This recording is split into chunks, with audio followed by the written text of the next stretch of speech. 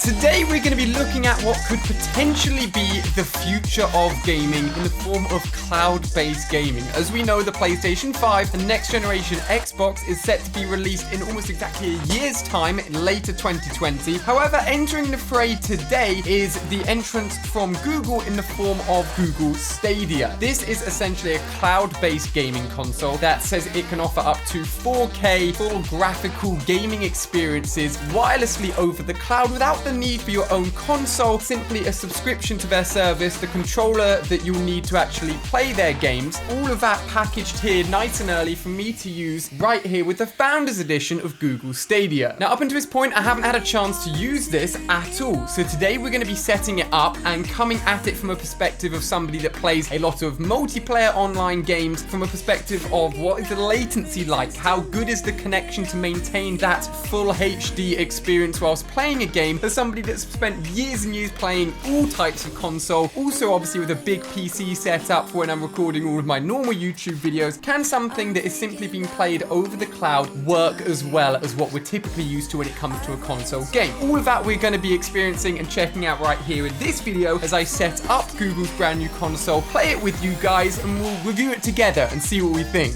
If you are new around here, make sure you're subscribing, and if you're excited for all of the next generation consoles, PlayStation, Xbox, whatever it may be, let me know by giving it a big fat thumbs up on this video. Go on, leave a like down below, and let's see how excited you guys are for everything next gen gaming. Without further ado, let's first of all get into it with the unboxing. And if you told somebody you're about to unbox a next generation console, the future of console gaming in a box this small, you'd be pretty shocked. Well, as I said, you don't actually need the console, because all you're gonna need really is this controller here. Now, this is a special edition of the controller, I believe the Founders Edition, with a few cat hairs on it, thanks to Darcy, that is currently on my desk. Another thing that I'm really interested in seeing is actually how good this controller is. As somebody that comes from a background of still using a controller, even on PC, I'm used to having buttons on the back, I'm used to the PlayStation design, although I've used Xbox and all the other controllers before, so I'm definitely going to be very detailed in what I think about this controller, and probably be quite harsh in it as well. I like the layout of the buttons, everything honestly feels nice, clicky, and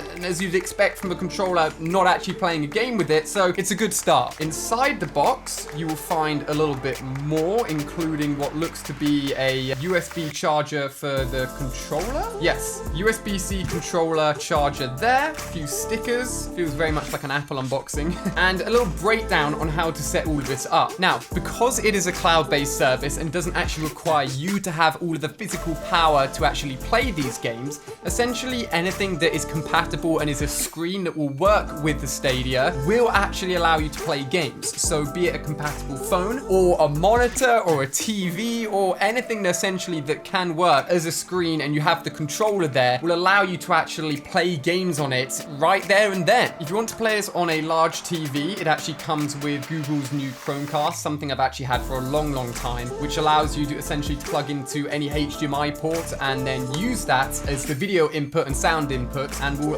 basically allow you to play games on your big screen. You can actually just do this via the web on a monitor or a computer, or via an app on your phone. I think I'm going to be doing it via my computer, so just doing it online somehow. So give me a second as I set this up so we can actually jump in and see what it's like. So linking the controller seems fairly easy. Here's a close-up of it, the paddles at the back. As I've said before, like honestly, it looks like a good controller, and I've got the app here so you can see everything that's going on my phone as I set this up as well. So the controller really does play an important part. This thing is connecting directly to my Wi-Fi router, which would then be talking to the Stadia servers. So this thing really is super important. It isn't just something you're holding to use to play the game. It is actually doing a lot of the communications with all the servers as well to make sure that the game is running, feeling, and playing super smooth. Now, one thing does suck is because Google Stadia is like its own platform, as you can see on the app here, there's a lot of big discounts on a lot of the games, and in fact, some of the games are free, like for example, Destiny 2. I think that's because I'm paying for the Pro subscription, or it's come with the Founders Edition, so you do get some games at massive discounts, and as you can see, they're free. But a lot of them, you'll have to rebuy if you already own them, for example, like Red Dead Redemption, for example. At the moment, the actual amount of games on here is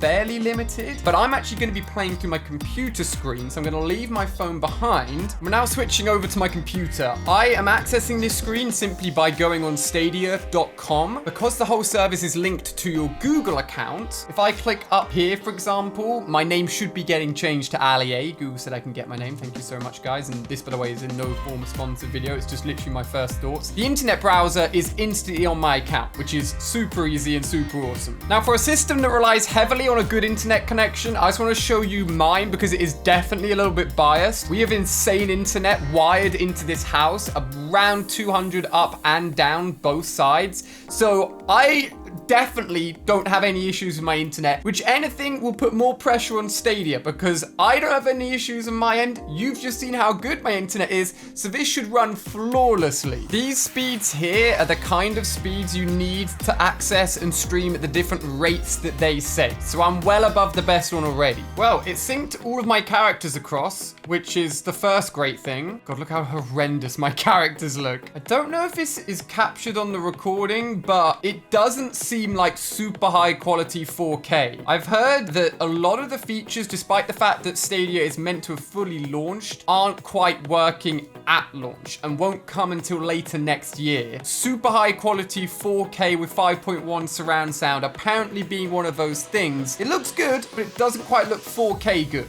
And this is a 4K screen. We are in. And the biggest thing I want to test, just straight away, is going to be how weapons feel. So I think I'm going to jump into a multiplayer game, despite having not played multiplayer in Destiny for probably over a year, just to see how it feels. I have no idea if this character's any good. As I said, I haven't played it in ages, but that's all my stuff. We've run into a really interesting issue that I didn't even think about. You've got Xbox, PlayStation, Steam, Bungie. You've got loads of different services that offer multiplayer games. I'm technically connected right now to Google Stadia's Destiny servers. I'm trying to find a multiplayer game and it literally hasn't found anyone in any of the modes, which is very worrying. The good thing is companies like Sony and PlayStation are opening up to cross-platform play more and more, but they need to incorporate Google Stadia. Otherwise, you're just going to be in tiny lobbies with like no players. Luckily, there's loads of areas and worlds to explore within Destiny, and actually having a gun in my hand and moving it around and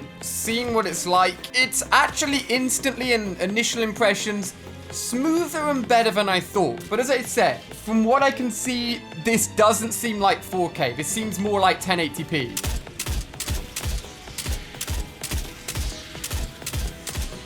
But I mean, as somebody that literally plays exclusively first-person shooter games or third-person shooter games with a controller, the input delay and the worry that I had about what I'm pressing on my controller taking ages to appear on the screen, I can't really feel much, if any, of a delay at all, to be honest with you. The best example I can give, I guess, is just showing me pressing buttons. So if I shoot, and if I move my thumbstick around, it's good. It's honestly pretty good. God, I've not played Destiny in ages. I can't remember any of these buttons. Okay, that's my golden gun.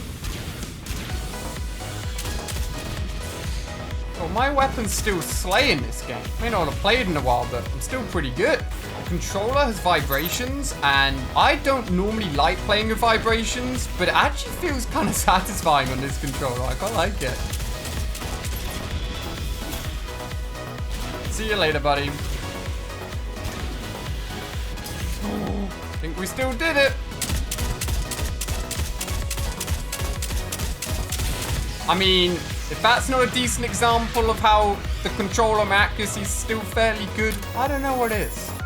Just like that, I can exit the game. I could jump in and try loads of other different games. I could set it up on my TV, and if I had a phone that worked, I could try it on that. But unfortunately, as far as I can tell, I don't have a Google Pixel, so it's something I can't test at the moment. So that was me playing on my computer with the controller hardwired in. If you want me to set up the Chromecast and try it on a TV, or even find a mobile device, I must have one somewhere in the house that can do it on my phone as well. Do let me know, because that would also be a really interesting test. Honestly, I saw a lot of bad things online, and for the future of gaming moving towards being cloud-based, this is actually a system which has worked better than I honestly thought. I was a little bit skeptical going into it. The input delay is pretty much not there from what I can feel. The controller is nice, but the collection of games is super limited at the moment. And as I mentioned, the issue with actually playing with people on other different consoles seemed to be prevalent there. Like, I literally couldn't find a game of multiplayer. I guess that Stadia literally came out today, so not many people have got it set up or even working yet. I'm one of the first people in the world to do it. But yeah, honestly, overall initial impressions, it's really cool. Now, Stadia is going to be battling against the brand new announced xCloud, which is Microsoft's cloud-based system, which also allows you to play Xbox games over the cloud on your phone